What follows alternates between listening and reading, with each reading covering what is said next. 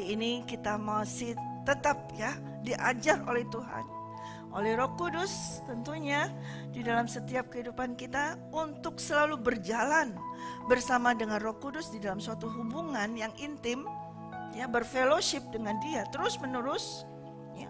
Walk in a habitual fellowship with the Holy Spirit, ya. Kalau kemarin rentetan dari hari Minggu dan Selasa, Rabu, Jumat, ya, kita udah bahas dari Amsal, ya, bahwa ada 7 hal kekejian bagi Tuhan, ya. Kalau kita mau berjalan bersama dengan Tuhan, berjalan bersama dengan Roh Kudus, kita harus memiliki suatu kesepakatan, ya. Tanpa kesepakatan kita tidak akan bisa berjalan dengan Tuhan, ya. Di Amos 3 ayat 3 berkata bahwa berjalankah 2 orang bersama-sama jika mereka belum berjanji? Ya, tidak mungkin kita bisa berjalan bersama-sama kalau tidak ada suatu appointment, tidak ada suatu janjian, ya. Pasti akan ada sesuatu yang hilang atau miss, ada yang batal atau tidak terjadi sesuatu. Ya. Demikian halnya ketika kita berjalan bersama dengan Roh Kudus, kita harus ada suatu kesepakatan bersamanya. Dan apa kesepakatan itu sudah kita bahas dari kemarin, yaitu apa yang menjadi kejijikan bagi Tuhan itu tidak boleh ada di dalam kehidupan kita. Dan itu daily, setiap hari akan terus diingatkan Roh Kudus supaya kita bisa mengetahui, melihat, mengingat dan mengakuinya kalau memang ada hal-hal kejijikan itu Tuhan yang ada di dalam kita supaya itu disingkirkan. Ya, mungkin ada terselip semuanya. Siapa yang ingat 7 hal kejijikan itu? Ya, kita running sebentar. Coba dilihat di Amsal 16. Amsal berapa? 6 ya. Amsal 6. Ya, kita buka sebentar. Amsal 6 ayat 16 sampai 19. Kita tidak akan bahas lagi, tapi kita akan berjalan dari sini. Kita mau baca bersama-sama. 1, 2, 3. 6 perkara ini yang dibenci Tuhan, bahkan 7 perkara yang menjadi kekejian bagi hatinya, yaitu mata sombong, lidah dusta, tangan yang menumpahkan darah orang yang tidak bersalah, hati yang membuat rencana-rencana yang jahat, kaki yang segera lari menuruh kejahatan, seorang saksi dusta yang menyembur-nyemburkan kebohongan, dan yang menimbulkan pertengkaran saudara. Ya, itu yang menjadi suatu kejijikan. Ya, kita sudah bahas tentang kesombongan. Ya, banyak sekali kesombongan. Ya, kalau saudara bisa menemukan, menghitung berapa banyak jumlah kata sombong yang ada di Alkitab. Karena itu merupakan suatu kekejian bagi Tuhan. Dan Tuhan terus menerus menegur kita supaya kita tidak menjadi sombong. Ya. Terus keluar terus peringatan dari Tuhan. Kalau kita sedikit ada kesombongan itu akan diingatkan terus. Terus menerus begitu sombong. Kemudian dusta. Nah, dusta ini apa? Berbohong. Ya, berbohong. Jadi namanya adalah, kalau orang suka berbohong adalah pembohong. Nah, ya. Nah, dari bohong ini kemarin udah kita sombong, dusta, kemudian apa? Suka berpikir jahat. Pikiran kita ya jahat.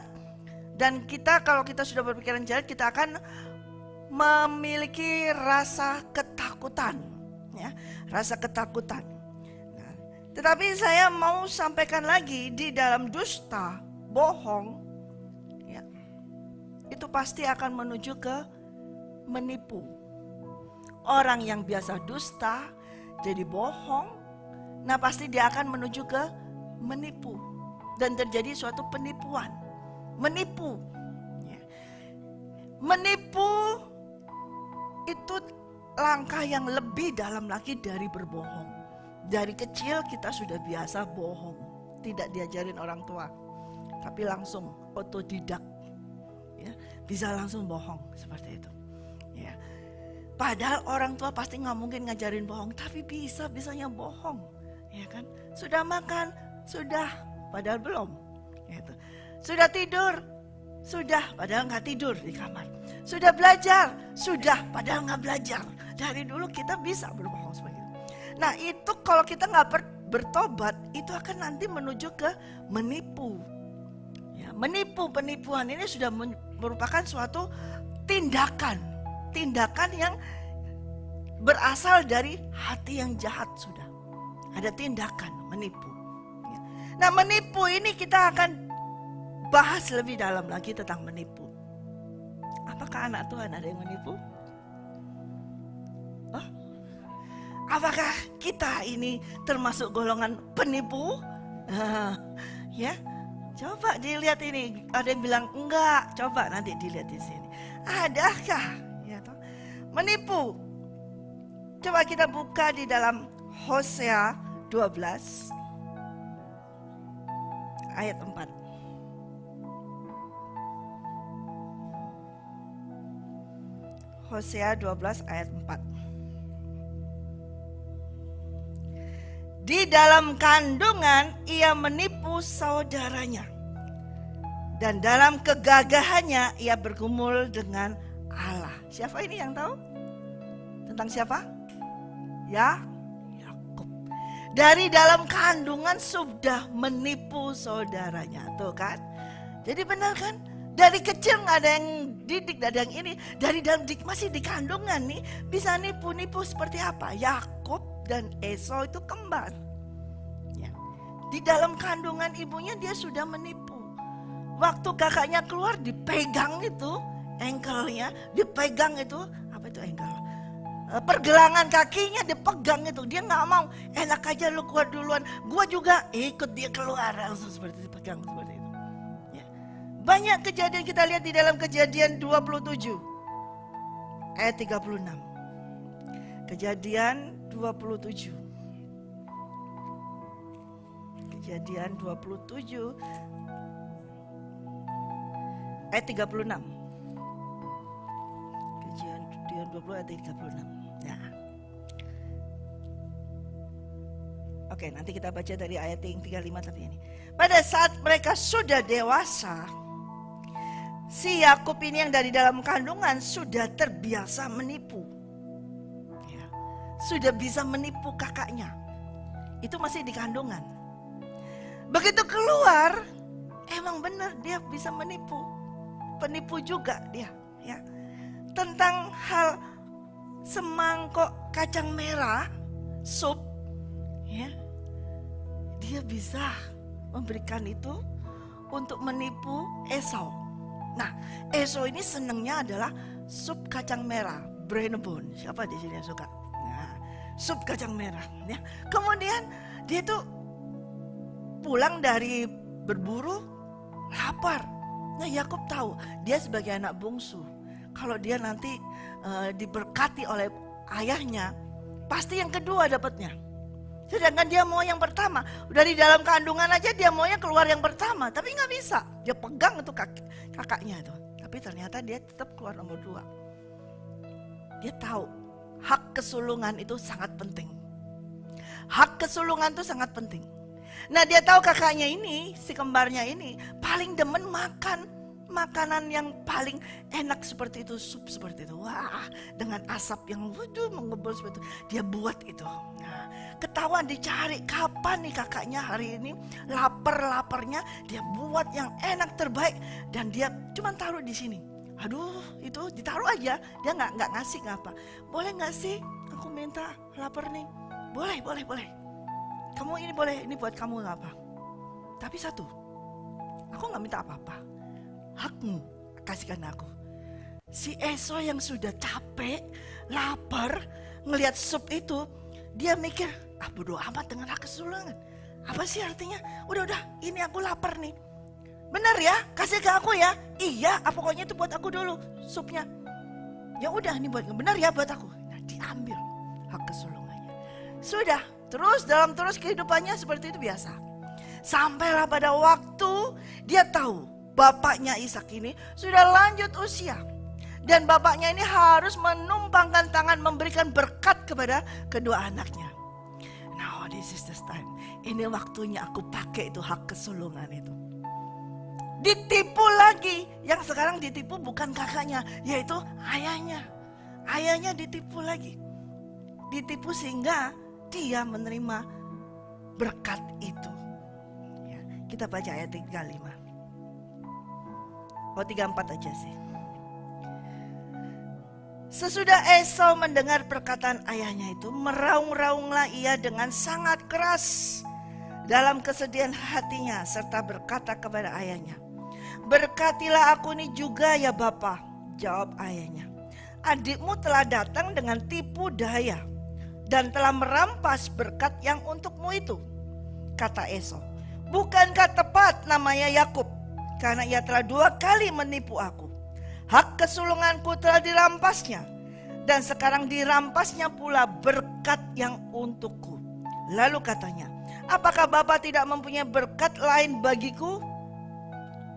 Tidak ada. Nah, menipu sejak dari dalam kandungan, bayangin. Dan terus dia menipu. Ya. Tapi Yakub, dia di dalam perjalanan kehidupannya, sampai dia harus bergumul dengan Tuhan, masih juga sempat menipu. Pintar triknya dia. Tetapi akhirnya dia menyerah. Dia menyerah kepada Tuhan. Dalam pergumulannya itu, kalau saudara baca ya di dalam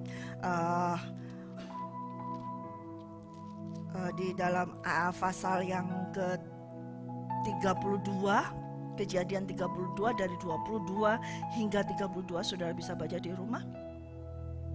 Bagaimana dia bergumul dengan Tuhan dan dia mengakui siapa dia. Nah, di situ mulai pengakuan. Kalau dia mau berjalan dengan Tuhan, dia harus mengakuinya. Ya. Di dalam kehidupannya semuanya, dia ini namanya penipu, sukanya menipu. Tapi hukum Tuhan tuh ya dan amin. Orang barang siapa saja menabur, ia akan menuai. Pada akhirnya dia juga menuai ketika ia ditipu oleh calon mertuanya. Ya. Ketika dia jatuh cinta amar, siapa namanya? Rahel. Ya. Sudah mau menikah, oke, bekerja gini. Boleh kerja dulu. Nah, kerja dulu. Akhirnya sudah waktunya menikah. Waktu pernikahan, malam pertama pernikahan, acara pernikahan itu kok nggak bisa tahu kalau itu bukan si orang yang dicintainya. Kok bisanya dia nggak tahu? Ya, sampai pada malam juga nggak tahu. Sampai besoknya baru tahu. Ya ampun, ternyata bukan orang yang kucintai. Itu baru namanya kena prank. Ya, itu kena tipu beneran. Dia ditipu oleh mertuanya. Ya sudah, kawinin dulu, ini kakaknya. Baru kamu nanti kerja lagi 7 tahun lagi, baru kamu bisa. Baru kamu akan bisa menikahi, mengawini adiknya. Ya. Terus seperti itu sampai akhirnya dia mendapatkan Rahel. Orang menabur pasti menuai. Dan hidupnya terus begitu. Sampai ternaknya semua juga ditipu, bisa menipu. Itu mertuanya. Wah, dipilih dia bisa cerdik memang ya. Akal-akalnya penipu ini cerdik banget ya, licik banget. Gimana caranya dia bisa menipu ternaknya mertuanya ini, jadi ternaknya dia semakin banyak. Ternaknya mertuanya itu jadi semakin dikit. Jadi Yakub ini jadi semakin kaya. Di jalan sudah, tapi dia mulai bergumul dengan Tuhan. Diingatkan, tapi dia ketika dia mendengar bahwa Esau mau datang, waduh, takutnya luar biasa. Dia tahu karena dia pernah menipu satu orang ini, kakaknya ini, dan belum beres, belum ada pengakuannya, belum ada rekonsiliasi. Ya. Wah, ketika dia mendengar itu ketakutan. Di situ dia bergumul dengan Tuhan. Dan Tuhan tahu, kamu harus akui dulu siapa kamu. Dan ketika ia bergumul dengan Tuhan, dia mengaku, iya, aku ini memang namanya Yakub. Aku tukang penipu, aku menipu, aku licik, aku punya pikiran yang licik, segala macam diakui semua. Kemudian setelah itu diberi tanda oleh Tuhan dengan dicekloknya pangkal pahanya dan dia menjadi pincang. Dengan itu menjadi tanda bahwa kamu sudah kalah di hadapan Tuhan. Bahwa sudah mengakui segala kesalahanmu. Barulah dia dapat berjalan terus bersama dengan Tuhan. Menipu, pertama menipu orang lain. Kalau kita sudah terbiasa menipu, kita tujuannya menipu siapa? Orang lain. Orang lain yang kita tipu. Menipu orang lain. Yakub menipu Esau, menipu Ishak, menipu Laban. Akhirnya dia juga ditipu. Dia ditipu oleh orang lain juga. Nah, barang siapa yang menipu pasti ditipu. Jangan ada di sini yang suka menipu. Nanti engkau akan ditipu orang lain pasti. Nah, kalau sudah terbiasa menipu orang, bisa juga menipu Tuhan. Nah, ini yang berbahaya.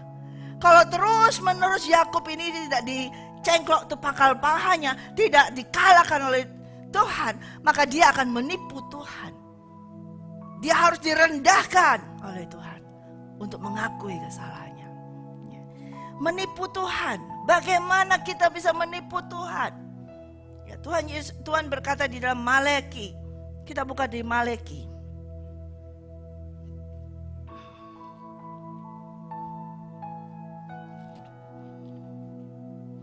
Kita buka dalam Maleki 3.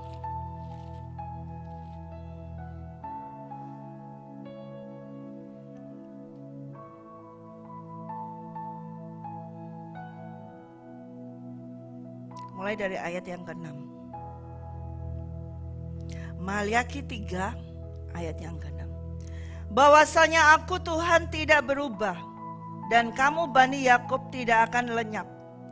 Sejak zaman nenek moyangmu kamu telah menyimpang dari ketetapanku dan tidak memeliharanya.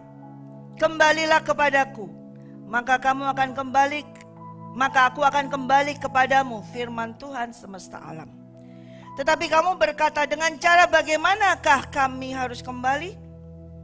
Bolehkah manusia menipu Allah? Namun kamu menipu aku. Tetapi kamu berkata, dengan cara bagaimanakah kami menipu engkau? Mengenai persembahan persepuluhan dan persembahan khusus. Kamu telah kena kutuk, tetapi kamu masih menipu aku. Ya, kamu seluruh bangsa, bawalah seluruh persembahan persepuluhan itu ke dalam rumah perbendaharaan, supaya ada persediaan makanan di rumahku. Dan ujilah aku, firman Tuhan Allah semesta alam. Apakah aku tidak membukakan bagimu tingkap-tingkap langit dan mencurahkan berkat kepadamu sampai berkelimpahan? Aku akan menghardik bagimu belalang pelahap, supaya jangan dihabisinya hasil tanahmu, dan supaya jangan pohon anggur di padang tidak berbuah bagimu, firman Tuhan semesta alam. Maka segala bangsa akan menyebut kamu berbahagia, sebab kamu ini akan menjadi negeri kesukaan, firman Tuhan semesta alam. Jadi bagaimana kita menipu Tuhan? Dengan tidak memberikan persembahan persepuluhan. Engkau tidak pernah menipu orang. Engkau tidak pernah menipu siapapun. Tapi engkau menipu Tuhan. Ketika engkau tidak memberikan persepuluhanmu kepada Tuhan. Persembahan khusus itu kepada Tuhan tidak kau berikan. Itu menipu Tuhan. Tetapi masih bisa menyangkal, aku gak nipu kok. Gimana sih nipu? Aku tetap kok melakukan semuanya. Aku sudah melayani. Aku sudah melakukan semuanya. Aku sudah memberikan segala sesuatu, misalnya dalam hidupku, waktuku, segalanya. Tapi Tuhan berkata, kamu ini sudah kena kutuk. Tapi kamu masih berkata bahwa aku gak menipu Tuhan. Hati-hati saudara. Kalau engkau tidak memberikan 1/10 dari apapun yang kau terima kepada Tuhan, tidak mengembalikan semuanya kepada Tuhan, engkau berarti menipu Tuhan. Banyak sekarang orang yang berkata, buat apa perpuluhan? Kita hidup di perjanjian baru, itu perjanjian lama.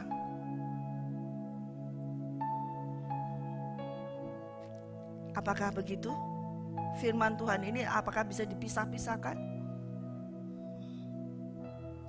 Kutuk tetap kutuk, saudara. Menipu Tuhan tetap menipu Tuhan. Sekarang mungkin tidak terasa, belum terasa. Tapi kalau engkau menipu Tuhan dengan tidak memberikan 1/10 yang adalah milik Tuhan, buat apa memberikan kepada gereja yang sudah kaya? Buat apa memberikan kepada hamba Tuhan yang sudah kaya? Bukan di situ perintahnya Tuhan. Yang kita baca tadi bukan kepada seperti itu. Tapi itu semua adalah milik Tuhan. Kalau engkau tidak memberikan 1/10 apa yang kau terima, berarti engkau menipu Tuhan. Kalau kita menipu Tuhan, wah, bagaimana? Apa yang akan terjadi kalau kita menipu Tuhan? Kutuk itu sudah ada. Saudara mau nerima berkat atau kutuk? Berkat. Ya. Tapi ini seringkali orang tidak menyadarinya. Memang kita tidak melakukan penipuan kepada sesama, tapi engkau menipu sama Tuhan. Dan mungkin tidak diketahui oleh siapapun. Nggak ada yang tahu. Ketika kamu tidak memberikan persembahan per bulan itu tidak ada yang tahu. Hamba Tuhannya juga nggak tahu. Yang tahu adalah dirimu dengan Tuhan. Dan itu lebih berbahaya. Kalau menipu dengan sesama tahu bisa, oh ya kamu menipu ya. Kemudian, ya maafkan saya. Mungkin ada rekonsiliasi seperti Esau dengan Yakub dengan Esau. Oke, sudah beres. Diakui di hadapan Tuhan, beres. Tapi kalau engkau menipu Tuhan, bagaimana caranya? Harus melakukannya dan mengakui dosamu kepada Tuhan. Dan kutuk itu tidak akan datang. Jadi menipu tindakan kejahatan. Kejahatan loh, tuh penipuan itu kejahatan loh. Kalau sama sesama aja menipu termasuk penipuan itu bisa dijebloskan ke penjara. Bagaimana dengan Tuhan? Mungkin saat ini engkau tidak dijebloskan di dalam penjara. Ya. Tapi kutuk itu sudah ada. Tapi ketika engkau Tuhan berkata di sini, ujilah aku. Nih, satu-satunya ayat di mana dia berkata, ujilah aku. Ya. Kalau engkau memberikan semua persembahan persepuluhan itu, seluruh persembahan, bukan separuh, saudara. Jadi seluruh dari persembahan 1/10 dari apa yang kau terima itu ke dalam rumah perbendaharaan. Maka Tuhan itu akan membuka bagimu tingkap-tingkap langit semuanya. Saya nggak perlu berdalam di sini, saya rasa semua saudara sudah paham tentang perpuluhan. Tetapi saya mengingatkan apa yang firman Tuhan ada di sini. Kalau engkau tidak pernah memberikan perpuluhan, engkau termasuk menipu Tuhan. Ya. Nah, kemudian kalau sudah menipu Tuhan, berarti kita ini buat apa beribadah? Berarti kita ini menipu diri sendiri. Mari kita buka sekarang di dalam Yohanes 1 Yohanes 1.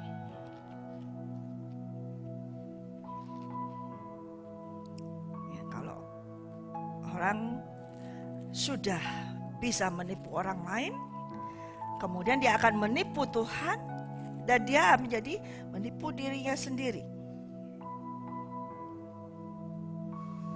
1 Yohanes 1 ayat 8. Jika kita berkata bahwa kita tidak berdosa, maka kita menipu diri kita sendiri, dan kebenaran tidak ada di dalam tingkah.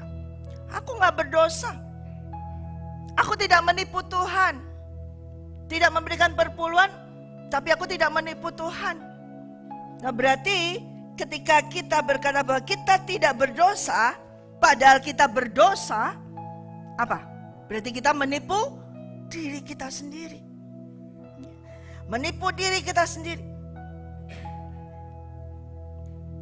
Kemudian kita buka dalam Yakobus 1 ayat 26. Ya, Yakobus 1 ayat 26.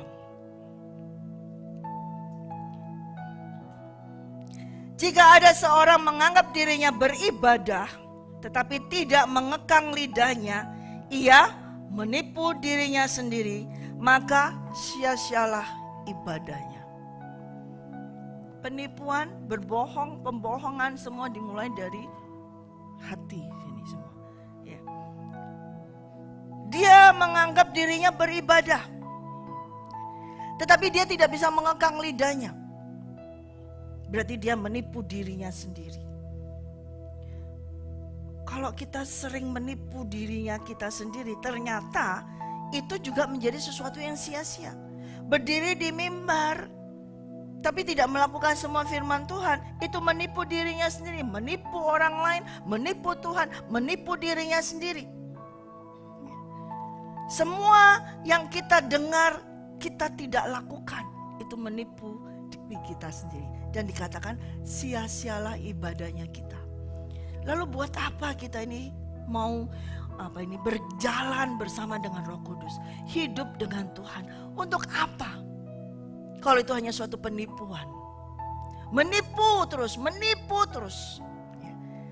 Berkata ya, tapi ternyata tidak. Berkata tidak, tapi ternyata hatinya ya. Berarti itu menipu diri sendiri. Dan kalau kita terus begitu terus, sekalipun kita rajin beribadah, sekalipun kita rajin berdoa, itu sia-sia saudara. Gak ada gunanya. Karena orang yang di luar sana juga sama melakukan hal seperti itu. Lebih baik mereka yang tidak tahu kebenaran, mereka tidak akan dihakimi. Tetapi bila kita ini yang sudah tahu kebenaran, tapi kita tetap terus melakukan dosa, maka kita akan menerima penghakiman tersebut. Amin. Jadi kita berbohong, dusta, ya. Berbohong, penipu, itu adalah sudah menjadi suatu gaya hidup, sifat, karakter dari iblis. Terus menerus kita enggak kok, kita menipu. Menipu orang sudah bisa, pasti menipu Tuhan. Dan pada akhirnya dia menipu dirinya sendiri. Hidupnya akan sia-sia. Nah, kalau sudah bisa terus berbohong, menipu, berbohong, menipu, lama-lama akan menjadi pencuri. Mencuri. Itu rentetan dari semuanya. Karena itu adalah apa? Sifat-sifat karakter daripada iblis. Coba kita buka dalam Yohanes 10.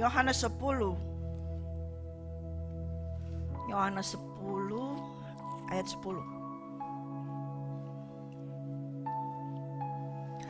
Yohanes 10 ayat 10. Pencuri datang hanya untuk mencuri dan membunuh dan membinasakan. Aku datang supaya mereka mempunyai hidup dan mempunyainya dalam segala kelimpahan. Siapa pencuri di sini? Iblis. Tuhan Yesus berkata bahwa pencuri itu datang untuk mencuri dan membunuh dan membinasakan. Tapi Tuhan Yesus datang untuk apa? Supaya kita menerima hidup. Dan menerimanya bukan separuh-separuh hidupnya, tapi menerimanya apa? Dalam segala kelimpahan. Tuh. Jadi beda. Itu karakter yang berbeda. Kita berjalan bersama Tuhan, berjalan dengan Roh Kudus, terus-menerus berjalan dengan Tuhan. Tapi kita masih suka berbohong, masih suka menipu, mencuri, berarti mengikuti siapa? Iblis. Mengikuti gaya hidup, sifat, karakter daripada iblis. Dan akhirnya apa? Membunuh, membinasakan. Ikut seperti iblis. Tetapi Tuhan datang, dia memberikan suatu kehidupan. Dia selalu memberikan suatu kehidupan. Tapi memang ya saudara, mencuri itu kayaknya enak. Jujur saya mau tanya, siapa di sini yang gak pernah mencuri? Mencuri buah pohon mangga tetangga, jambu tetangga, pasti pernah. Mencuri permennya teman, pasti waktu kecil. Mencuri pena, pensilnya teman, pasti mencuri. Ada kan? Dari kecil kan? Pernah lah. Ya. Memang nggak gede-gedean pencuriannya, ya kan? Tapi cuman kecil besar tapi tetap pencuri. Sama dengan bohong, bohong kecil, bohong besar tetap pembohong. Ya. Tetap bohong, ya, tetap bohong. Ya. Apalagi di sini di Amsal berkata di bawah Amsal 9:17, air curian manis dan roti yang dimakan dengan sembunyi-sembunyi lezat rasanya. Ini ada yang suka mencuri buah, kemudian makan di atas pohon. Siapa nih? Angkat tangan yang di belakang tuh. Yang di belakang itu saya pernah dengar ceritanya soal itu ya. Itu suka enak ya, tambah jadi manis ya. Buahnya tuh tambah manis, kecut jadi manis. Apa? Sembunyi-sembunyi, takut ketahuan. Aduh, enak banget tapi katanya. Memang hal dari iblis itu dikasih bumbu-bumbu yang sedemikian sehingga kita tertarik ya. Hawa waktu mendapat bisikan dari iblis, itu buah bagus banget loh, manis banget loh, itu bagus loh buah itu, lihat mulusnya, buahnya, bentuknya gini, mulai dikasih seperti itu, rasanya enak loh, kalau makan itu enak loh, dia bilang gitu. Enggak boleh, kalau makan kita akan mati. Enggak, kamu enggak akan mati. Mulai bener ya, kayaknya nggak mati. Nah ini tangan mulai, Hawa pencuri pertama di Taman Eden, itu Hawa, Adam dan Hawa sama aja. Adam di sebelahnya Hawa, tidak memberikan perintah, jangan, tidak. Ambil juga sama seperti itu. Emang Hawa sendirian di Taman Eden bersama dengan Adam. Ya. Jadi pencurian pertama ada di Taman Eden. Itu buah pohon pengetahuan baik dan jahat itu miliknya siapa? Tuhan. Diambil buah pengetahuan pohon baik dan jahat itu apa? Itulah 1/10 perpuluhan itu. Diambil, dia menjadi pencuri pertama di Taman Eden. Dan sampai seluruh keturunannya semuanya menjadi pencuri, pembohong, penipu ya. Gara-gara iblis yang menurunkan karakternya, sifatnya ya. Terus pencuri itu datang untuk mencuri. Gak mungkin pencuri datang gak mencuri, itu gak mungkin. Mana ada namanya pencuri datang malah memberikan persembahan, gak mungkin. Pencuri datang malah dia akan mengambil persembahan tuh, mengambil barang-barang itu. Dia datang, aku ini pencuri loh, aku bawa hadiah loh buat kamu. Enggak akan, justru dia akan mencuri semuanya. Ya, mencuri semuanya. Lalu apa? Kalau kita melakukan semuanya itu, pembohong, pencuri, penipu, bagaimana? Apakah boleh di dalam kehidupan kita? Coba kita lihat di dalam 1 Korintus 6. Hari ini banyak ayat demikian yang Tuhan sampaikan. 1 Korintus 6 ayat 9 sampai 11. Atau tidak tahukah kamu bahwa orang-orang yang tidak adil tidak akan mendapat bagian dalam kerajaan Allah? Jangan sesat. Orang cabul, penyembah berhala, orang berzina, banci, orang pemburit, pencuri, orang kikir, pemabuk, pemfitnah, dan penipu tidak akan mendapat bagian dalam kerajaan Allah. Tidak akan mendapat bagian dalam kerajaan Allah. Ya, saudara, kita menipu, mencuri, itu rentetan. Dari berbohong, mulai menipu, kemudian mencuri. Ya, itu semua tindakan karakter daripada iblis. Nah kalau kita sudah tahu itu di dalam suatu perjalanan kita ditegur Tuhan oleh Roh Kudus, diingatkan, kita harusnya segera bertobat. Apalagi kalau punya Tuhan diambil pencuri, waduh itu berbahaya. Satu cerita lagi kita mau melihat di dalam Yosua.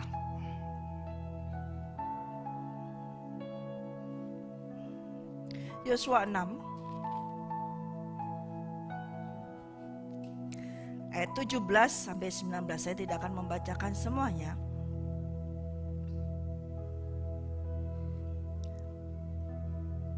pada saat itu Yosua akan mengalahkan kota Yeriko. Ya, kita baca di ayat yang ke-17 sampai 19. Dan kota itu dengan segala isinya akan dikhususkan bagi Tuhan untuk dimusnahkan. Hanya Rahab, perempuan sundal itu, akan tetap hidup. Dan ia dengan semua orang yang bersama-sama dengan dia dalam rumahnya. Karena ia telah menyembunyikan orang suruhan yang kita suruh. Tetapi kamu ini, bangsa Israel maksudnya semuanya, jagalah dirimu terhadap barang-barang yang dikhususkan untuk dimusnahkan. Supaya jangan kamu mengambil sesuatu dari barang-barang yang dikhususkan itu setelah mengkhususkan dirinya. Dan dengan demikian membawa kemusnahan atas perkemahan orang Israel dan mencelakakannya. Segala emas dan perak serta barang-barang tembaga dan besi adalah kudus bagi Tuhan. Semuanya itu akan dimasukkan ke dalam perbendaharaan Tuhan. Ya, lalu kita buka di pasal yang ke-7. Ayat 1. Tetapi orang Israel berubah setia dengan mengambil barang-barang yang dikhususkan itu. Karena Akan bin Karmi bin Zabdi bin Serah dari suku Yehuda mengambil sesuatu dari barang-barang yang dikhususkan itu, lalu bangkitlah murka Tuhan terhadap orang Israel. Ya. Loncat di ayat yang ke-10. Lalu berfirmanlah Tuhan kepada Yosua, bangunlah mengapa engkau sujud demikian? Orang Israel telah berbuat dosa. Mereka melanggar perjanjianku yang kuperintahkan kepada mereka. Mereka mengambil sesuatu dari barang-barang yang dikhususkan itu karena mereka mencurinya dan mereka menyembunyikannya dan mereka menaruhnya di antara barang-barangnya. Sebab itu orang Israel tidak dapat bertahan menghadapi musuhnya. Mereka membelakangi musuhnya. Sebab mereka itu pun dikhususkan untuk ditumpas. Aku tidak akan menyertai kamu lagi jika barang-barang yang dikhususkan itu tidak kamu punahkan dari tengah-tengahmu. Bangunlah, kuduskanlah bangsa itu dan katakan, kuduskanlah dirimu untuk hari esok. Sebab demikianlah firman Tuhan Allah Israel. Hai orang Israel, ada barang-barang yang dikhususkan di tengah-tengahmu. Kamu tidak akan dapat bertahan menghadapi musuhmu sebelum barang-barang yang dikhususkan itu kamu jauhkan dari tengah-tengah kamu. Ya, pada saat itu Yosua memimpin bangsa Israel. Musa sudah meninggal. Ya. Tuhan sudah perintahkan kota Yeriko itu harus ditumpas semuanya. Tidak boleh mengambil jarahan, tidak boleh. Dan apapun tidak boleh diambil. Bahkan emas, tembaga semua dikhususkan untuk Tuhan. Tapi ada beberapa orang yang mengambil barang-barang tersebut. Disimpan, mencuri, disimpan. Ya. Dikira Tuhan gak tahu. Yosua gak tahu.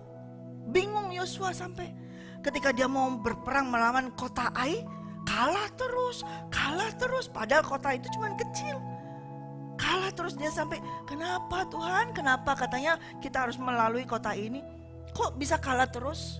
Gak tahu Yosua. Sedangkan dia berdoa, kemudian Tuhan berkata, itu bangsa Israel mencuri. Apa yang sudah aku katakan, khususkan untuk aku. Diambil, dicuri, disembunyikan. Nah, hamba Tuhan gak tahu. Teman-teman gak tahu, tapi Tuhan tahu. Dan Tuhan berkata, sampaikan. Kalau mereka tidak memunahkan barang-barang yang dikhususkan itu, aku tidak akan menyertai. Nah, saudara mau tidak disertai Tuhan? Wow, kalau kita jalan bersama dengan Yesus, walk in habitual fellowship with the Holy Spirit, kemudian tidak disertai oleh Tuhan, jadi apa saudara? Gak ada gunanya hidup ini kalau kita berjalan tanpa Tuhan, tanpa Roh Kudus. Kalau ada hal-hal barang-barang yang khusus yang diminta oleh Tuhan, kemudian kita mencurinya dan kita menyimpannya di rumah kita, Tidak ada yang tahu, tapi Tuhan tahu. Dan langkah selanjutnya kita tidak akan dipimpinnya. Ya. Baru setelah mengakui kesalahan tersebut, ya, diserahkan semua dan dihukum. Ya, pada saat zaman itu Tuhan murka banget, benar-benar murka. Mati sudah itu orang. Tetapi bangsa Israel yang lainnya dapat pelajaran. Ya. Kenapa kok Tuhan begitu kayaknya kejam ya? Langsung orang berdosa langsung mati. Supaya mengajar yang lain, supaya tidak melakukan hal yang sama. Dan terbukti setelah itu mereka semua bertobat dan akhirnya apa? Bangsa kota Ai itu bisa ditundukkan, ditaklukkan. Karena Tuhan menyertai kembali. Jadi saudara, ketika kita mau berjalan bersama dengan Tuhan, jangan ada mata sombong. Jangan kita terus memandang kesombongan. Semua yang kita miliki ini semua berasal dari kekuatan kita, berasal dari talenta kita, berasal dari kemampuan kita mengelola semuanya. Semuanya yang kita punya ini berasal dari Tuhan. Jangan kita mempunyai tetap kesombongan sedikit aja. Ini terus diingatkan tentang kesombongan, saudara. Tentang kesombongan ini penting sekali. Karena itu merupakan kejijikan bagi Tuhan. Dan kalau itu masih ada di sela-sela tubuh kita, roh kita tidak akan berjalan bersama dengan Roh Kudus. Lidah dusta, menjadi pembohong, menjadi penipu. Suka menipu orang lain, menipu diri sendiri, menipu Tuhan. Pikiran yang jahat, punya pikiran curiga. Seringkali punya pikiran curiga. Jangan. Selalu pikiran gitu. Orang ini begini, jangan. Nanti ini masalah ini, jangan. Selalu jangan. Itu curiga terus. Punya suatu curiga. Dan pikirannya jahat. Prasangka buruk. Selalu memiliki prasangka buruk. Punya niat hati yang jahat akhirnya. Nah, kalau dia sudah sering berprasangka buruk kepada seseorang kah atau hal apapun juga, itu akan menimbulkan apa? Kembali feedback pada dirinya sendiri apa? Ketakutan. Orang yang suka berprasangka buruk itu akan mengalami ketakutan sendiri. Dia akan mengalami ketakutan, takut. Dan hidupnya akan terus-menerus takut. Karena seringnya dia berprasangka buruk, maka dia akan mengalami hidup dalam ketakutan. Kalau sudah ketakutan, mulai melakukan tindakan mencuri. Nah, ini yang terus mau kalau kita berjalan sama Tuhan, itu diselidiki, dicari-cari di sini. Ya. Ada sedikit supaya itu dibuang, terus dibuang. Kalau kita mau terus berjalan dengan Tuhan, dengan Roh Kudus, tanpa kita mau menyadari keberadaannya, ya. Dan dia karakternya adalah kudus, sedangkan kita masih ada najis. Walaupun sedikit saja, segala sesuatu kalau itu masih ada, itu tetap najis, saudara. Bohong sedikit, tetap itu najis. Ya. Nabi Yesaya ketika ia dipanggil dan melihat kemuliaan Tuhan yang luar biasa, dia langsung tekap itu mulutnya. Celaka aku yang najis bibir. Aku hidup di tengah bangsa yang najis juga. Dia sudah takut dengan kemuliaan Tuhan. Karena dia tahu mengalami aku ini najis. Ya. Kalau kita sudah ditegur kemudian kita tidak mengakuinya, kita tidak berani mengatakan, iya itu aku. Aku masih sombong. Aku masih suka berbohong. Aku masih suka menipu, bahkan menipu Tuhan. Aku masih mencuri, bahkan mencuri miliknya Tuhan. Aku masih suka berpikiran buruk, menduga-duga. Aku masih punya itu ketakutan. Cepat kita bertobat. Kalau dia menggosok kita, menyikat kita, itu dimunculkan, segeralah kita bertobat. Supaya kita bisa selanjutnya langkah kita disertai, diberkati. Kalau bangsa Israel itu tidak mau mengaku ketika Yosua berkata, siapa yang mengambil barangnya milik Tuhan? Si Akan ini tidak mau mengaku, maka seluruh bangsa itu terus tidak akan bisa melalui perjalanan tersebut. Akan kalah terus. Tuhan sudah melepaskan semuanya. Lepaskan tangan dari perlindungannya. Tidak akan menyertai. Padahal itu kota kecil. Tapi kalah terus. Tapi begitu ia mengakui kesalahannya, satu orang salah, itu ternyata merusak yang lain. Semuanya ikut gagal. Semuanya ikut kena murka daripada Tuhan. Tapi satu bertobat. Akhirnya apa? Semua bertobat, mengakui, menguduskan. Dan Tuhan kembali lagi menyertai, memimpin perjalanannya selanjutnya. Mari kita di dalam perjalanan hidup kita, saudara, kalau kita ditegur oleh Roh Kudus, diingatkan akan kesalahan-kesalahan kita walaupun sepele, segera minta ampun. Segera minta ampun. Amin. Jangan anggap, ini kan sepele sih kayak gini, kenapa sih kok gak boleh? Kenapa ini gak boleh? Jangan. Kita harus minta ampun segera. Tadi sebelum kesini saya sudah minta ampun sama Roh Kudus. Mau dengar ceritanya? Mau? Jangan ketawain ya. Jangan ketawain. Ya. Ini yang sering saya diinikan dengan Pak Budi. Pak Budi selalu ingatkan itu Bu Elke tuh kalau apa-apa tanya Tuhan, apa-apa tanya Roh Kudus. Ya, masa pakai baju aja tanya Roh Kudus. Nah, itu sering dia selalu kayak gitu Bu Elke tuh kayak. Padahal bajunya juga hitam terus kan katanya gitu. Gitu aja tanya. Gitu. Nah, ini masalah sepele tapi ini kesaksian. Mau ya? Jangan ketawa ya. Jadi saya sudah bertanya dari kemarin nih. Saya bertanya firman, belum ada jawaban. Bertanya firman apa Tuhan hari ini? Belum. Terus saya boleh pakai baju apa Tuhan besok? Gak ada tanya. Roh Kudus boleh gak sampai tidur sampai doa? Gak dapat firman. Bangun pagi baru dapat firman. Dia bicara semua seperti yang tadi saya katakan. Nah bicara semua saya dapat. Oke, saya mendengar. Bicara saya dengar semua. Kemudian saya bertanya, saya boleh pakai baju apa? Gak ada jawaban. Firman sudah ini, firman, wah saya sibuk, saya begitu exciting dengan firmannya. Jadi mandi semua persiapan, saya pakai baju apa nih Roh Kudus? Gak ada jawaban. Saya mulai, kok gak jawab sih? Ya udah, saya kembali lagi karena saya kesukaannya saya adalah warna hitam. Jadi langsung saya mengambil pakaian hitam dan saya pakai. Ya. Terus saya tanya, sudah ini aja saya pakai. Begitu tapi waktu saya ngambil ini, saya mendengar suara.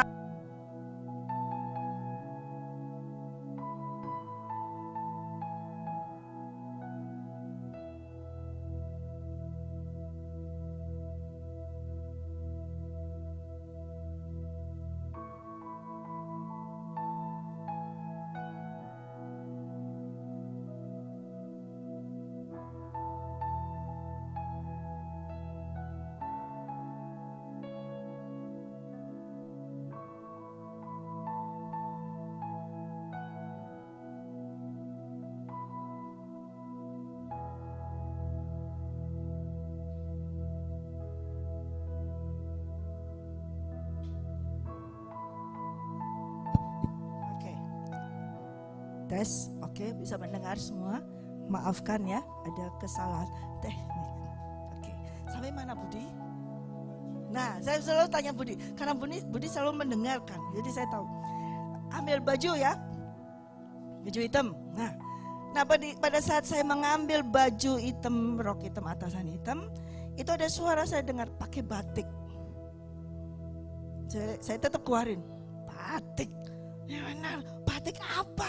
Saya bilang gitu, saya keluar lagi, oke, saya cari baju batik, sudah gini, batik hijau. Saya copot hijau, taruh hijau.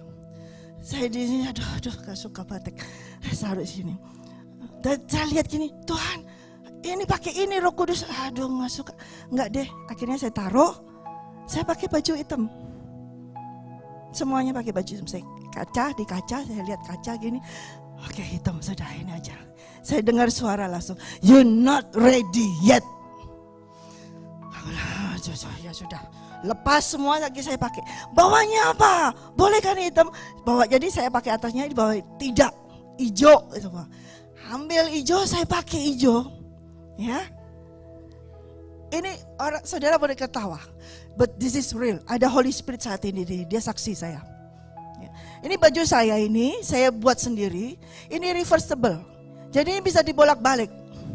Nah, saya mau pakai yang warna ini nih, yang hijau tua, karena saya suka yang gelap. Dan ketika saya pakai rok bawah hijau, saya pakai hijau tua, balik ini lagi kan. Oke, gak apa-apa kalau ini sudah hijau tua. Ya. Kemudian suara bagi, not ready yet. Jadi maunya apa? Saya bilang gitu, dibalik saya harus balik dari warna yang terang ini. Ya, saya dengan muka cemberut ya, saya balik ini baju saya pakai. Saya bilang sudah, nih sudah. Saya ngomong bener-bener suara keluar, sudah ya. Kemudian saya jalan lagi ambil baju, ambil aksesoris, saya pakai semua. Sudah. Dia bilang oke, dan sudah. Tapi muka saya tetap cemberut. Saya cemberutkan itu. Dia tertawa, saya mendengar tawanya. Saya tambah cemberut lagi saya. Sudah puas ya, maksud saya gitu, sudah senang puas. Saya cemberutnya, akhirnya kenapa mukamu cemberut? Saya digituin. Akhirnya saya ngadep kaca gini, udah ketawa, saya ketawa meringis gitu kan. Dia tambah ketawa. Akhirnya terus saya mendengar suara dengan jelas sekali. Dia berkata, I love you. Langsung saya, I love you, forgive me Holy Spirit, forgive me. Saya minta ampun. Hal sepele. Dia ketika saya menurutinya, he said, I love you. Dan saya mendengar I love you itu enggak tahan.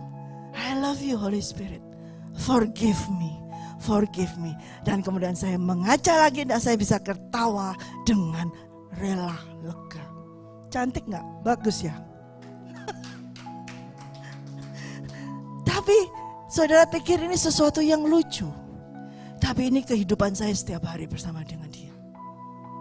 Ini cara saya hidup berjalan dengan dia. Dan kalau saya tidak siap, saya cemberut, saya tidak siap. Dan dia berkata, kamu gak siap kamu. Iya, saya kan sudah tanya dari kemarin, kenapa gak dijawab? Saya yang gitu, begitu dengan kata, you're not ready. Jadi saya balik, Roh Kudus kan saya sudah tanya kemarin. Maksudnya dia, kamu gak siap karena saya tidak taat kepada dia. Saya tidak siap menjadi hambanya. Saya tidak siap melakukan pelayanan. Saya tidak siap melakukan apa yang mau dia kerjakan. Hanya soal baju. Sepele. Mungkin banyak orang yang akan tertawa. Tapi ini sungguh-sungguh terjadi sore ini tadi. Dan saya berkata, minta ampun, sungguh minta ampun sama Tuhan. Sama Roh Kudus, forgive me Holy Spirit, forgive me. A little thing saudara. Kalau kita tidak taat kepadanya, itu adalah suatu hal yang menjijikkan bagi dia. Hal kecil yang kita sembunyikan. Saya tetap, ya sudah, saya pakai. Tapi muka cemberut, saya gak suka warna terang. Muka ini cemberut, itu saya tidak bisa ditutup dengan penurutan seperti itu. Tetap di sini saya gak suka warna terang. Muka cemberut, sampai dia berkata, kenapa mukamu cemberut? Saya gak jawab. Dia tertawa dan dia berkata, I love you. Baru saya berkata, saya nangis, I love you. I love you. Itu hal little saudara, sedikit, kecil. Anak-anak disuruh ajak masuk ke sini. Tolong anak-anak semua, kita akan berdoa untuk anak-anak nantinya. Hal yang kecil, ini contoh bagi saudara. Saudara mau menerima contoh ini? Mungkin di dalam kehidupan kalian tidak masalah baju, ya, atau masalah yang lain, bisa saja terjadi apapun yang kecil itu. Tapi dalam kehidupan saya kali ini, sore ini, contoh yang bisa saya sampaikan kepada saudara semua adalah tentang pakaian yang betul-betul real. Dan sekarang ini ada Roh Kudus di sini dan dia saksi saya tidak bohong. Dan saya berdiri di sini dengan sukacita, damai sejahtera dari luar biasa dari Tuhan. Dan menyampaikan firman-Nya. Dan tadi waktu di sini tadi ini saya disuruh menyaksikan hal ini, saya di sini membantah nih di hatinya. Yang benar, malu lagi ngomongin soal ini. Bagaimana sih? Tapi di sini harus sampaikan. Ya harus saya sampaikan. ketaatan kita itu modal dasar untuk berjalan dengan Roh Kudus. Amin. Dalam satu hal gak taat, gak bisa jalan. Bangsa Israel tidak taat ketika dikatakan khususkan satu ini. Tidak boleh ada yang ngambil. Ada yang mencuri, mengambil, gak taat. Sembunyi. Tuhan langsung berhenti, tidak menyertai. Kalau saya tadi tidak taat dengan Roh Kudus, saya masih bisa ke sini menyampaikan firman Tuhan. Tapi Roh Kudus tidak menyertai saya. Apa gunanya? Gak ada gunanya. Saya bisa, tapi saya gak mau. Karena saya mau hidup bersama dengan Roh Kudus. Saya mau berjalan bersama dengan Dia. A little thing, saudara. Apa yang ada dalam kehidupanmu sedikit kecil, kalau itu Roh Kudus yang menyampaikan, obey, taat, ya, taat dan lakukan. Jangan sampai Dia berhenti menyertaimu. Sengsara kita. Jadi ini kesaksian saya, ya. Kecil, biasa, tidak ada gunanya mungkin bagi yang lain, tapi saya tadi langsung nyes banget di saya, dan saya langsung, memang betul muka saya cemberut banget, ya. Saya nggak suka, saya warna terang tuh nggak suka, sungguh saya nggak suka. Jadi saya waktu pakai ini dengan cemberut dan sudah puas, maksud saya itu sudah puas nih. Tapi cemberut, nah itu ternyata belum bisa menyenangkan Dia.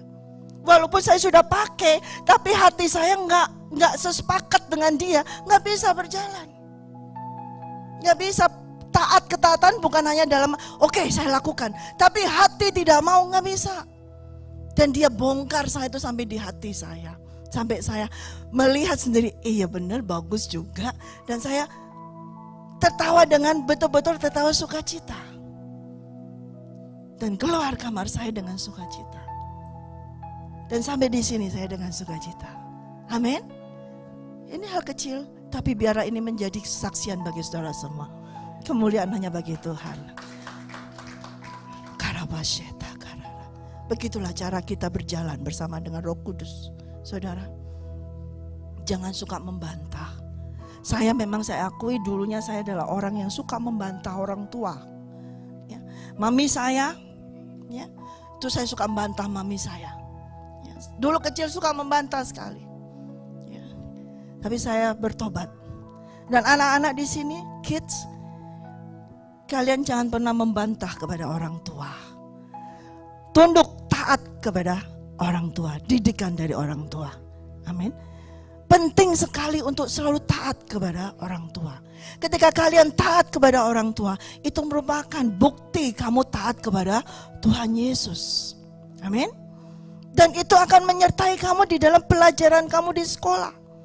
Ketika kamu ujian, ketika kamu mengalami apa itu ulangan segala macam, kalau kamu taat kepada orang tua, itu kamu taat kepada Tuhan. Dan kamu berdoa, Tuhan tolong untuk saya bisa melalui belajar untuk ujian ini.